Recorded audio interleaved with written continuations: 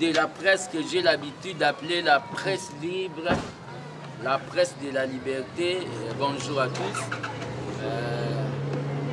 Les gardiens du temple de la démocratie que je suis, Tshisekedi du Nouveau Testament, Seigneur de Lari, prophète politique et l'élève du Sphinx. La Bengibino, c'est après au moins un mois et demi, depuis ma dernière conférence de presse, pour la Coca-Cola. Comme j'ai souvent l'habitude de le dire, le modèle c'est le docteur Etienne Tshisekedi. Des fois, il ne parlait pas trop. Dans une année, il parlait peut-être 2 fois. Quand il y a des choses à dire, il n'était pas au Babengaka un miraéco. Nabengi bino na point de presse pour na meka kolobela ma question d'actualité du moment, la situation de l'Est, la santé de mon parti politique, l'UDPS, la santé de mon parti politique, l'UDPS, et situation y a accident en Ngaï, où il y a Salaki, où il dérangeait un peu beaucoup de gens, où il y a Lingaranga. Donc, il peut savoir circonstances accident et Nandenge, les lots, na télémi quand même, malgré na chaise roulante, na béquille, on a Coca-Cola Baligoso na bino. Je vous remercie pour répondre à l'invitation. Il y a armée des bâtisseurs tshisekidistes, un mouvement politico-social Oyo Nana Dirijaka au sein de l'UDPS Tshisekedi, un mouvement de combattants non fanatiques. D'abord, merci na Seigneur, merci Nanzambe, Seigneur Jésus, Nanzamba Kimbangu, Oyo, Asalaki ke accident, Oyo, Nasalaki c'était le 27 mai, et à la mortalité. Na remercié Seigneur Dieu, Nandenge, Abatela Kibo Moïl, donc le corps de Tshisekedi. Mon corps était touché, mais l'âme de Tshisekedi n'est pas touchée et n'était pas touchée. Nasalaki accident na moto, Nabukanaki, comme on va vous illustrer ma photo, Nabukanaki au moins 3 places na jambe nanga ya gauche. Donc nde nazaboye lokolo ya gauche eza na bibende na kati. Naza na basalinga plâtre interne na kati. Kubukana na bukani na bandaki kozwa babengi ba soins indigènes ya bokoko. Mais mutu ya bokoko ye po na ya lobaki kaka ke nazwi choc. Mais douleur tellement les cas makasi na yaki kozwa kokota na inquiétude. Il s'est fait que l'air n'a publié na nous photo nde nazozwa ba soins ya bokoko batu bamonaki, mais à ma grande surprise monsieur Henri Magie ya PPRD abenga nga obukani ata kutunga nazala na kasho yo tikala kobenga nga te na zoya kotala oza wapi na ebisaki naza na ndako ayaki kotala nga lera aye kotala akutani nga mpe na badouleur lisusu kolela et Henri Magie alobai non soko continue na basoin ya bokoko bakoya kokata yo lokolo. Des fois attendez to swanaka na politique to discuter na politique nakotika ko souhaiter na discuter peut-être na edembeto na handicapé physique. Vaut mieux à la normale. Henri Magie aye alobi nazo benga maman Olive. Koloba lobi azo benga maman Olive. Premièrement na boyaki alobi non o eza mambo politique te eza makambo etali santé et la santé n'a pas de prix. Ko benga bengi maman Olive et maman Olive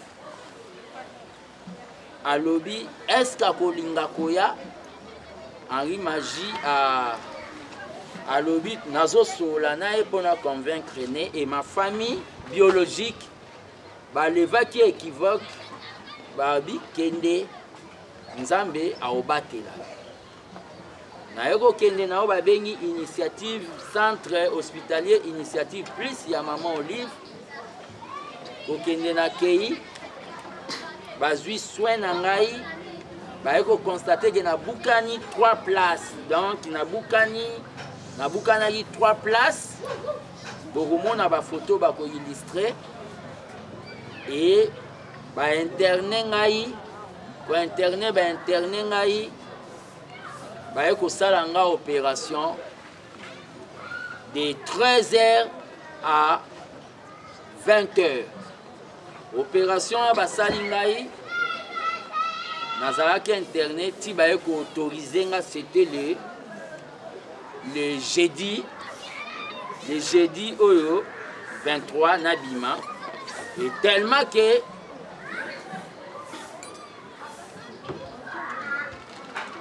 la politique n'attend pas, la politique est la ratée.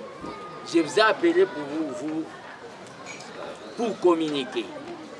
Je remercie d'abord maman Olive Lembe pour la art humanitaire, la grandeur à Sali. Oyo eteni et oyo elandi ba polémique na bisote ya politique asali art humanitaire. Et dans l'hôpital, j'étais là toujours dans l'esprit n'a eu de personnes, j'étais sécurisé parce que j'étais sécurisé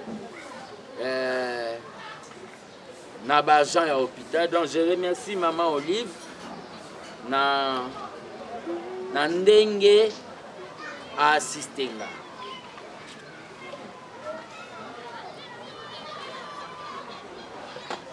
Mais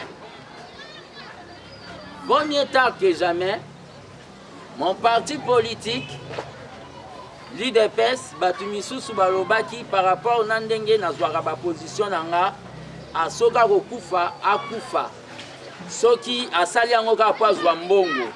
OK, nabukani sérieusement. Mais le secrétaire général, il y a eu des PES, Augustin Kabouya, c'était des gens en retard. Il a eu à m'assister. Moi, je suis un homme honnête. Je ne peux pas le nier. Merci beaucoup.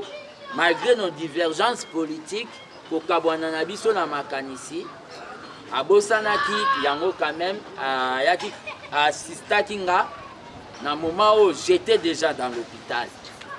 Et bien là, Batoubaïba qui Nazalaki hospitalisé na Kimbanseke, un vrai politicien, l'air à zozwa traitement, baye bakate, tout ce qui a koufina nous famille balobeli makamute, baye baka te. Bayaka Kolobasi, tout est ok. Donc, bateau baye baki, je ne pouvais pas dire aux gens que j'étais dans l'hôpital, tel, dans le sens, j'étais dans l'hôpital, il y a maman Olive Lembe Kabila, initiative. Je remercie. La santé n'a pas de prix. Si j'étais devenu handicapé, il n'y a pas si on continue le combat. Donc, ce sont les faibles d'esprit.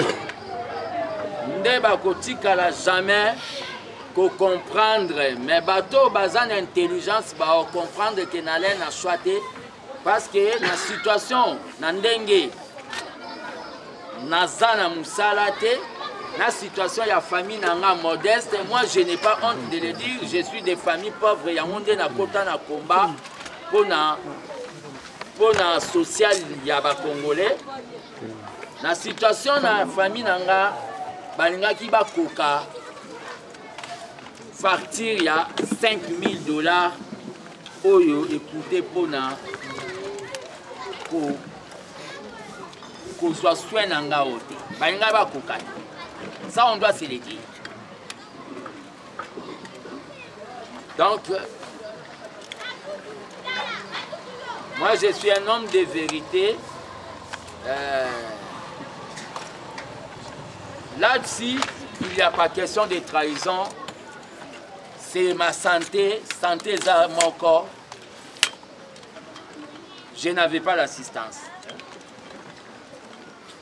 Je suis allé, les gens peuvent aller dans le passé de l'armée des baptistes tshisekedi, na ba messe patriotique, na banda ekosala.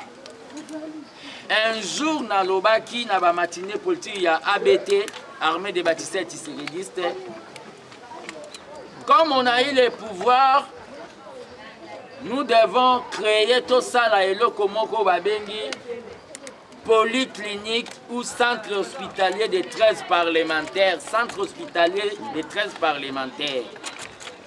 Oyo moyennant contribution à chaque combattant il y a $1.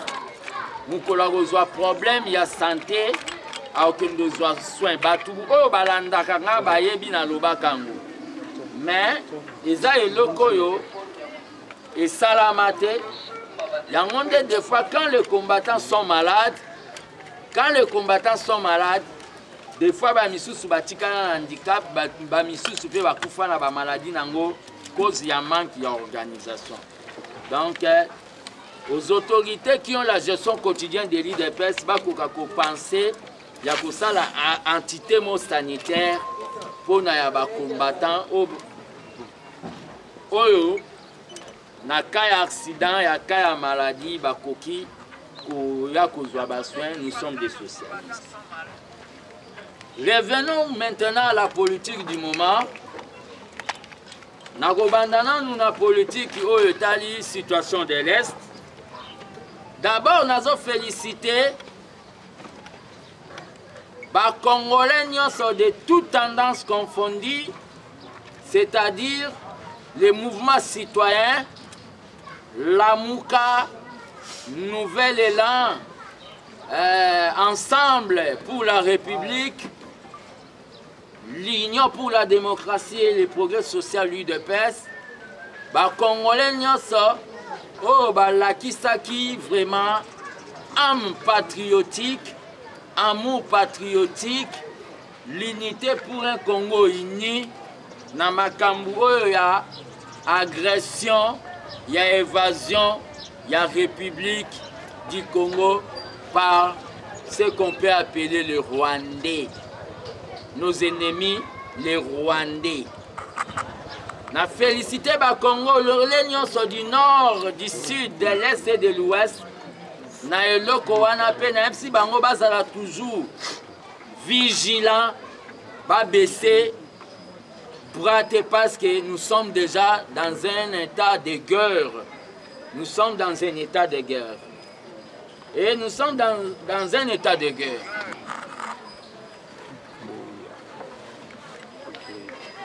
La déclaration que le président de la République a sali déjà, Yakolobake, c'est la République rwandaise n'a agressé Bisso. Et ça a une déclaration silencieuse. Il y a état de guerre que nous sommes vis-à-vis à Rwanda.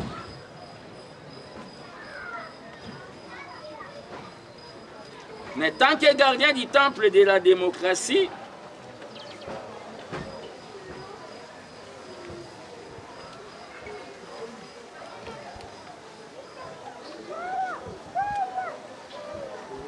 je tiens à rappeler le gouvernement des Warriors que MONUSCO Ils ont composé au moins une trentaine de pays.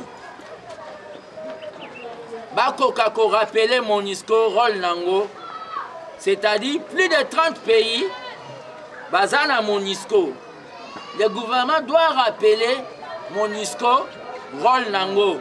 Comment MONUSCO avec 30 pays pendant au moins plus d'une vingtaine d'années bakoka retrouver situation dans STT. Et en rapport avec les forces Oyo, Yabasiz, Yamasolo et Salamaki na Kenya. Je félicite le gouvernement congolais. Je félicite le gouvernement congolais. Je félicite le gouvernement congolais. Natina ete ndenge baboyi Rwanda ekoka kozala na force sous-régionale wana. Pe koboyo baboyi Rwanda ezala na force sous-régionale wana. Mais tant que gardien du temple, Uganda lokola bapesa ki pesa munu passage na Rwanda po bakota na M23 na bango. Ngai gardien du temple de la démocratie. Nazoloba, même si Ouganda, nous n'avons pas confiance, je n'ai pas confiance à Ouganda. C'est-à-dire, Ouganda paie bakoki pe kozala pété. Pour bazaba complice dans la situation ya Est. Par rapport, quand un politicien parle,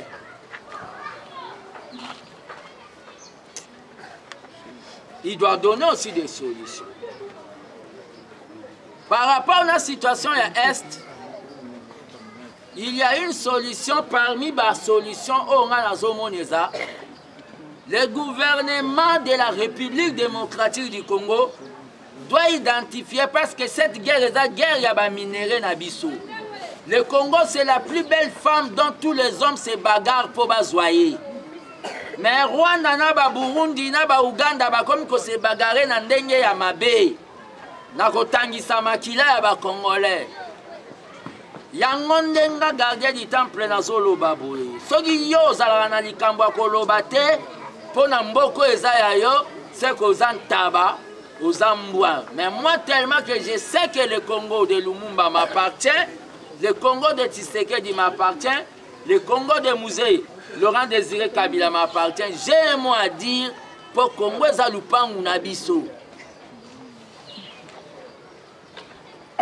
Le gouvernement doit identifier les preneurs, c'est-à-dire les preneurs, les sociétés multi-internationales, oyo, bazwaka, balukaka, ba minéraux na biso, ba phosphate, ba coltan, oyo basala ba téléphone. Il faut identifier bango. Deuxième solution. Ce qui ba société wana on a bengi ba preneur ya ba minéraux na biso o bazozwango à travers les groupes armés, à travers Rwanda na ba Burundi. O ba moni que bazozwango na mafia. Ce qui ba société wana ba s'entêter, le gouvernement il fait ça là o ba bengi campagne vis-à-vis des sociétés civiles. Il y a Occident, place la société ouanesa. Quand je dis les sociétés civiles, il faut campagne à niveau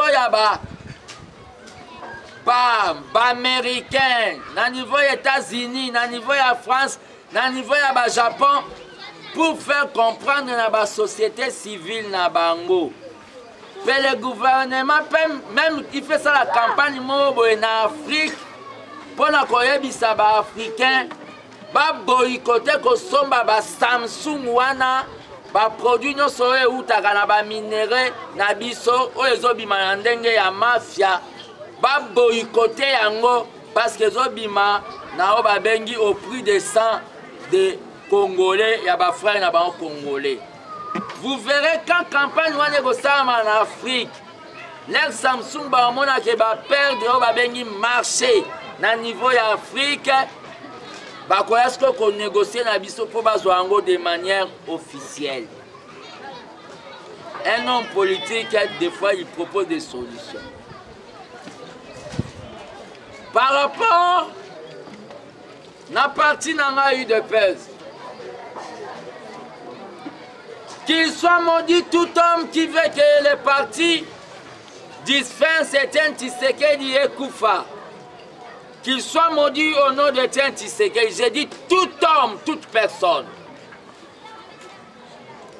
Qu'il soit maudit toute personne qui a travaillé pour Aboma, les partis Oyo Makila ya ba jeunesse o biso ba fils mko topé sa jeunesse na biso. Qu'il soit maudit toute personne là au nom de Tshisekedi le Père. Sans pour aller dans 1000 chemins. Je tiens à rappeler à l'opinion nationale et internationale que l'armée des bâtisseurs tshisekidistes condamne, ils ont condamné comportement ya kotaxe mutuaza rwandais pour azan elongi. Ngamoko nazan exemple, grand frère Nangamoko azan États-Unis. Il a été tabassé sérieusement comme on est Aza pasteur Richard Mbaya. Il a été tabassé sérieusement pour elongine à la Guinée. Yaba Rwandais, mais c'est un moulouba, un moukwa kalonji. Nations Unies et voyagista et Kenda Tazini, Akenda Canada. Il y a d'autres personnes que tu peux tuer, mais c'est ton frère congolais.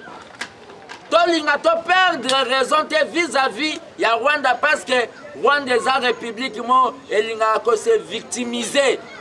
Basali biso mabe, basala biso génocide. Tolinga ko perdre raison te na bason que landa Rwanda bomaye opération Toyebi Rwanda contre Banyamulenge. Non. Deuxième eloko nazolo battant que gardien du temple. Mon parti l'IDP c'est un parti non violent. Nous n'utilisons jamais ni machette, armes blanches, ni les armes. Nous sommes un parti non violent. Oyezala Kanaba milice. L'IDPS n'a pas de milice. Batu nyoso bakomi komonte ba milice. Natina ke ba étouffer ba combattant oyo baza en opposition ba combattant bazo boya la msusu. Ndenge bango bazo tambolisa parti. Batika yango waneza comportement IDPS eza folie à pouvoir. Batika kosala chasse aux combattants.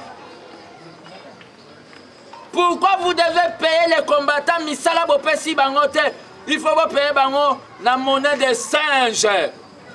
Pourquoi vous devez considérer les combattants comme des brouettes? Oh bomemela ki ba brique, botonginda ku ya pouvoir, bino bokoti na kati, botuki brouette, libanda et pour la Kambula. Pourquoi la révolution démocratique de l'IDPS veut manger ses fils? Pourquoi cette ingratitude vis-à-vis des gens qui ont eu à combattre Meni, Maboko Pamba vis-à-vis de toutes les dictatures? Pourquoi cette ingratitude?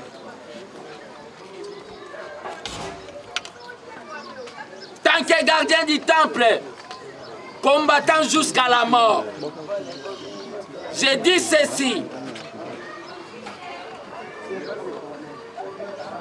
Messieurs, les VP Marcelo, la décision aujourd'hui, Yakobanda, Okoki Koboya, Port Abateni, Okoki Kopekisa, Chassi, entre guillemets, la Rwandais, mais Okoki Kopekisa Batu, liberté, Yakote le Mamisa Toumine 5T pour discuter ma Kambambo Kanabango. Kinshasa eza na babengi état d'urgence te. C'est eza pe na babengi bouclage te. Cette décision, c'est une décision antidémocratique. Je demande à tous les combattants partout où vous êtes de boycotter cette décision. Cette décision, cette décision en marche en arrière. Même Kabila n'a jamais pris cette décision. C'est une décision qui démontre aujourd'hui, noir sur blanc, que M. Asselo est un lieutenant, Yaobabengi M. Kabunda. Avec comme mission, il de peste, de fragiliser de peste. Le Parlement debout, c'est une invention congolaise. Le Parlement debout, c'est nulle part en Afrique. Le Parlement debout, c'est l'idée de lui-même, le père de la démocratie, Etienne Tshisekedi. Nous n'accepterons jamais, même au prix de prison, que M. Asselo, Oyakoboma, Parlement debout. À maintes reprises, l'IDPS était fragilisé. C'est le Parlement debout qui a sauvé l'IDPS. Au secrétaire général de l'IDPS, Augustin Kabouya, vous vous dites au Lobakakosa parlementaire debout. Le secrétaire général parlementaire debout. Pourquoi garder silence à une décision antidémocratique? Je vous interpelle. Augustin Kabouya, pourquoi garder silence à une décision antidémocratique? Pourquoi vous devez déranger l'âme de Tshisekedi na tombo na ye avec des décisions au bozozwa na cause ya folie à pouvoir? À cet effet, comme gardien du temple de la démocratie, je demande la libération dans l'immédiat de tous les combattants Oyo Bakangami. Baza ebele Obosi Bokangi. Baza même na bakachon babengi bakachon clandestin. Je demande la libération de Jules Moniere. Je demande la libération de Massiri, président du Parlement debout, échangeur. Je demande la libération de Pati Toumba dans l'immédiat. Et message oyo Nabino ba président Parlement debout Onyoso Bakangi place Boza. Si vous n'êtes pas libéré, bon déclencher au Bengi grève de faim. Na bakaso boli à l'autre côté. Beaucoup facile total à makila la minosore les anami toi banane. Déclencher grève de faim, refuser les choses à manger. C'est ça les méthodes démocratiques. Il y a lutte contre la dictature.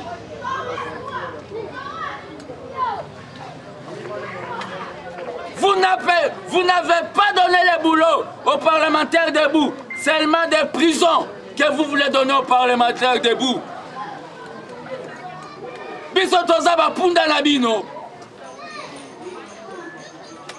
Dites-moi combien de parlementaires debout ont travaillé, même dans le cabinet et le ministère. Vous avez importé Bobengi Bandero Nabino dans le cargo. Attention, 2023 c'est bientôt.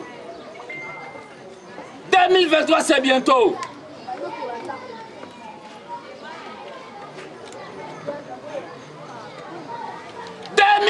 C'est bientôt.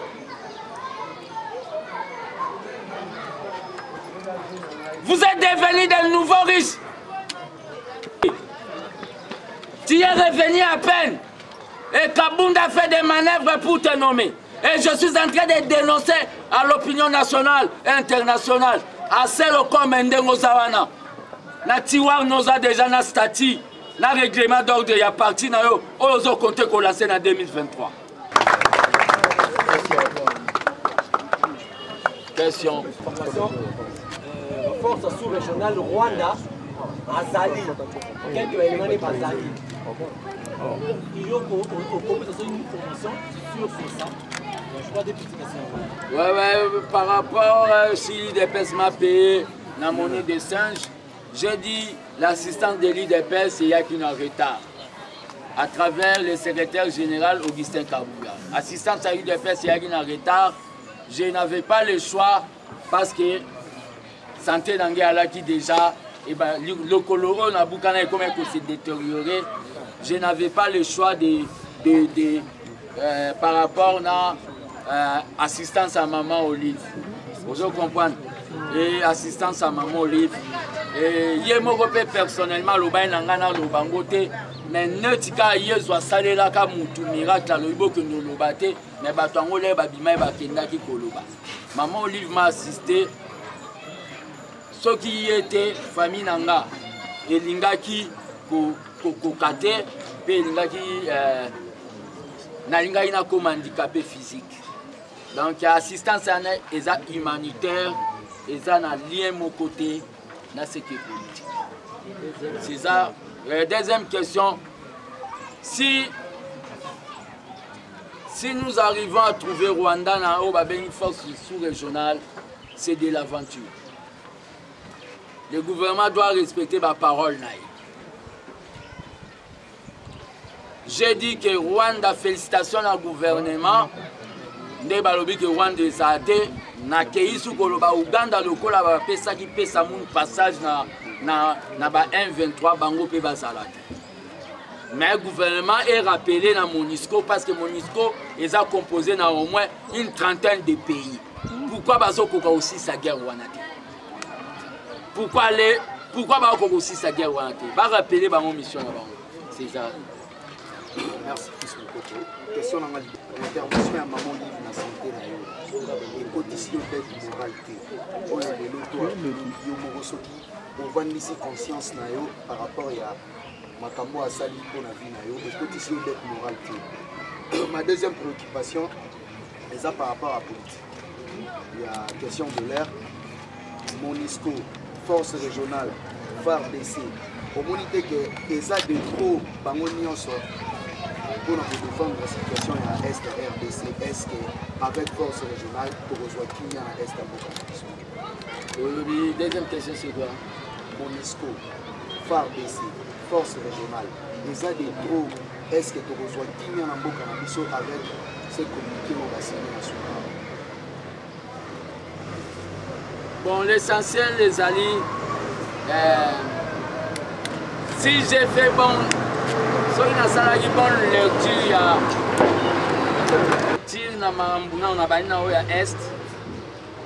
le président de la République est en train de faire une politique d'isolement du Rwanda. C'est-à-dire, comme le Rwanda, il y a auteur, compositeur, commanditaire, il y a situation, il y a Est. Le président de la République a accepté force sous-régionale Rwanda. Na idée, l'air bango bakozala nation, Rwanda sali ba manœuvre na bango wana, et kokoma likambu na biso moko te l'air babo Kenya moko, babomi Tanzanie moko, babomi Burundi, et comme appelle likambu ya ba pays ya sous-région. Mais et kozala na cadre ya ko isoler Rwanda. Optique wana, là je suis d'accord, mais Rwanda zalati. Vous comprenez? Les alatés au babengi force sous-régionale sauf souris, c'est-à-dire na butu boye na moyiboye. Non.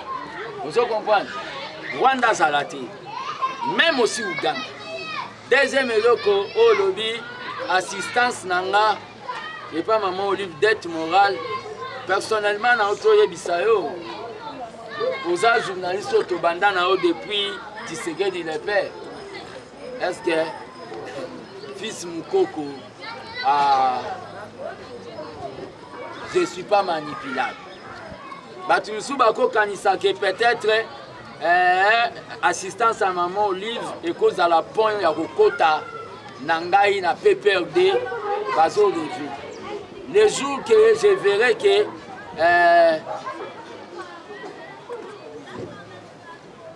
na ma orientation politique mususu à Paris de PES, je vais créer mon parti politique parce que dans l'équipe a leader rebelle. Au bazar na ba siège na ba parlement de ba leader il y a des missions à TV. Vous comprenez César? Parce que je suis l'élève du maître, c'est-à-dire je suis l'élève du maître, le coup la maître azaté, tout le monde devient maître, c'est-à-dire Batouba Kanisate que Maman Olive va la prendre au PPRD. Le jour que je vais voir que je peux lutter pour le peuple congolais d'une autre manière, je vais créer mon parti politique. N'amassera jamais moi. Mais je suis dans l'UDPS et dans la logique du parti, toujours où ils ont les peuples d'abord. Tu as retraité un traître pour un tout droit. Tu as retraité un traître, qu'est-ce qu'il a amené comme $1 pour un côté. Moutouana a retraité un traître. Il a amené quoi pour un télémaliboso na binole. Ils m'ont traité vis-à-vis à Maman Amida, vis-à-vis à Kamere. Aujourd'hui, Kamere n'est pas acquitté. Kamere est acquitté. Tous ceux qui m'ont traité de traîtres, surtout les présidents des parlements debout. Aujourd'hui, Soro Yongana défendre Bango. Banani Bazala Yibazoba. Celui qui va me traiter celui qui va me traiter de traître, c'est que c'est quelqu'un qui est au Bakoloba, na politique, moi, na maternelle. Nous devons être bana au Babéiba na université. Celui qui va me traiter de traître.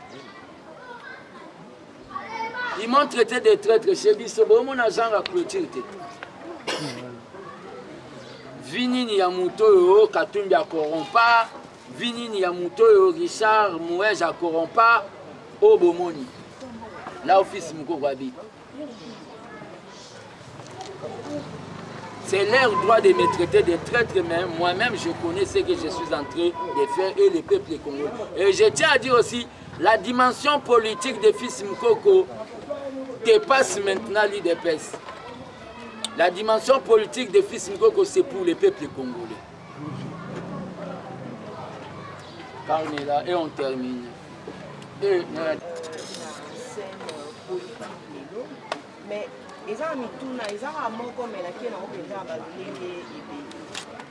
gardiens du temple de la démocratie, avec tout ce qui se passe dans l'UDPS, pourquoi nous bengisaka presse balamoko olongwe na kotomonaka apparemment bango kuna bazana langage mususu yo boyaka okoloba makambo oyo vraiment elongo banaka te bango bakoloba boye bango pe côté ou balobi avec ba émission tosala ebele Fils Mokoko loba pour na maman Olive lelo dire ça pour na maman Olive voyez ça sera que ezara pour na politique situation sécuritaire il y a est il y a République démocratique du Congo est-ce que Fils Mokoko est pour makambo ya wenge beta l'éponge? D'abord pour na longamba moko UDPS question liboso. Non, le problème qu'il y a, c'est quoi? Moi, j'aime la politique de Tshisekedi, le père, il faut laisser le temps au temps. Je suis dans l'UDPS, je continue à être confirmé toujours prophète politique. Hier, tous les présidents des parlements debout, étaient contre moi. Aujourd'hui, allez leur demander s'ils sont contre moi. Ils vont vous dire qu'il avait raison. Ils vont vous dire qu'il avait raison. Et le problème qu'il y a, c'est quoi? Tu sais que là-bas, il faut laisser le temps au temps. Je suis dans l'UDPS. Je suis dans l'UDPS. Ce sont les gens-là, Oyo, bazo gérer mal parti. Oyo, ba moni l'UDPS, ces années, Tili Kelemba, Bango Balie, Balingite, ba combattant Balia, ba maman li Kelemba, mite, maman bien, Bangonde, Bagolongwa l'UDPS. Tout le monde partira, tout le monde passera, même le président Félix, avec tout le respect, passera, mais la base restera. Même Ngana Koleka. Augustin Kabouya va passer. Dans l'UDPS de demain, nous ne serons pas là, ça sera peut-être nos fils. Par rapport au concert Yawenge, j'étais contre le concert Yawenge Musica. L'air na monaki alega concert, il y a réconciliation, il y a Congo. Na monaki on comme si elle a eu gaspiller mbongo, il y a là qui a bengi gabegie financière. Mais l'air na koyoka ba leader ya Wenge, Jibem Pianawe Ranson, ba leader ya Wenge, Didier Massele, Alain Pela, Blaise Boule et consorts, ba pesi motif que eza concert ya réconciliation. Paix à solidarité, na ba peuple oyo il y a Est, qu'il y aura un pourcentage moro na batu ya Est. Je suis tout à fait d'accord. C'est-à-dire, bon, tout le monde a pendenge ba sango, donc je demande aux gens, yako zala déjà na concert wana. Mais personnellement, nako zala na concert wana te, parce que naza na oba bengi, naza na situation ya convalescence. Carmen, une question. Beaucoup de gens se posent des questions. Fils Mokoko, gardien du compte, fait partie du cadre de l'UDPS. Il tombe malade. Vous lancez un SOS à travers les réseaux sociaux, demandant de l'aide. C'est une insulte à l'égard de votre parti qui est au pouvoir. Pourquoi ne pas avoir entendu l'aide de ton parti au lieu de lancer un SOS par rapport les réseaux sociaux? En dehors de ça, l'UDPS, parti au pouvoir, on ne vous sent plus.